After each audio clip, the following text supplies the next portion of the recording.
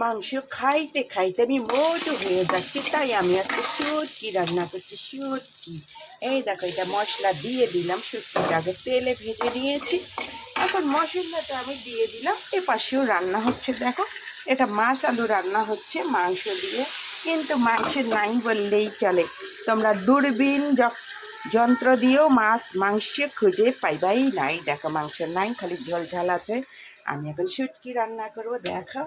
এই তো শুটকিটা ভেজে নিয়েছি। শুটকিটা কষানো হলে আমি এই দিয়ে দিব, এখানে হলো আছে, শুটকিটা আমি রান্না করব টমেটো দিয়ে, কারণ টমেটোগুলো নষ্ট হয়ে যাচ্ছে। টমেটো এগুলো সব কিছুর দাম কম, এই টমেটো দিয়ে শুটকিটা দিয়ে রান্না করব। এটা মাছ আলু রান্না হচ্ছে, সামান্য একটু বাসি কুসি মাংস ছিল, সেটা দিয়েই খুব স্বল্প একটুখানি আমার শুকাইতে হবে, 60 পাতাকে শুকাইতে হবে। আসলে আমি ভুল থিওরি দিচ্ছি, মাছ মাংস খেলে কেউ মোটা হয় না। মাছ মাংসের পরিমাণ মতোই খেতে হবে, কিন্তু ব্যায়াম করতে হবে, শর্করা বাতিল করতে হবে। ভাত খাওয়া যাবে না, রুটি খাওয়া যাবে না, প্রসেস ফুড খাওয়া যাবে না।